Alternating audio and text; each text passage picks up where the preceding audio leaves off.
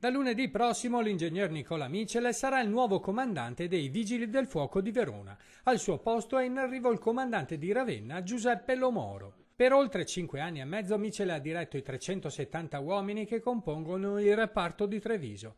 Dalla tragedia di Refrontolo al Molinetto della Croda alle ricerche serrate di Marianna Cendrona. Anni particolarmente impegnativi con una media di 6.000 interventi di soccorso all'anno effettuati non solo sul territorio della Marca. Al suo comando il reparto di Treviso ha contribuito anche alle operazioni di soccorso dopo il terremoto in centro Italia e all'hotel Rigopiano a Farindola, oltre al recupero delle ultime vittime del crollo del Ponte Morandi a Genova. Innumerevoli interventi, ma uno più degli altri è rimasto impresso nella memoria del comandante.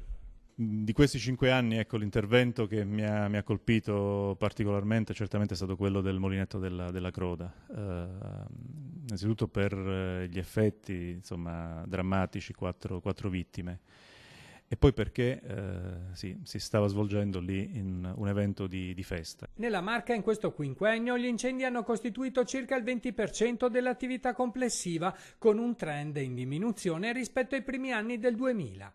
In aumento invece è il numero degli interventi legati al maltempo, soprattutto d'estate per le bombe d'acqua e in autunno per le alluvioni.